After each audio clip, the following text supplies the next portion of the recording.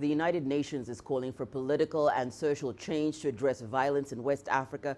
The special representative of the Secretary General says the region has been shaken by unprecedented violence in recent months. This comes just days after 71 soldiers were killed in an attack in Niger. Our correspondent Sarah Walton reports from New York. Speaking at a briefing to the United Nations Security Council, Mohamed Ibn Chambers, the Special Representative for the United Nations Office for West Africa and the Sahel, said last week's attack against a military camp in Niger still haunts the region. It's thought militants linked to Al-Qaeda and ISIL have killed up to 230 soldiers in the Sahel region in the last 4 months. But Chambers said terror was not the only cause.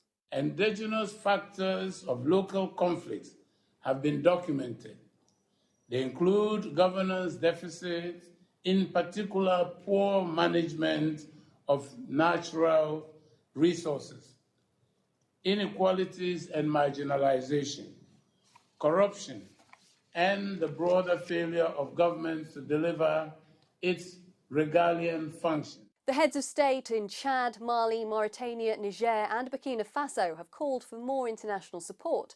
But the United States Deputy Ambassador told the Security Council that West African leaders were not doing enough to combat violence. The African Union said the situation requires more than just an armed response.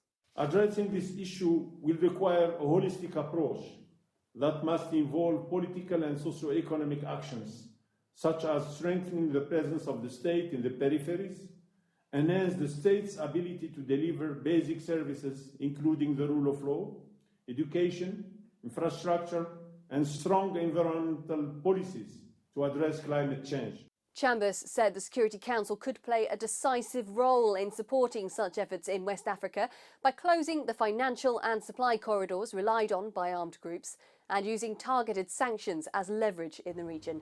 Sarah Walton, CGTN, New York.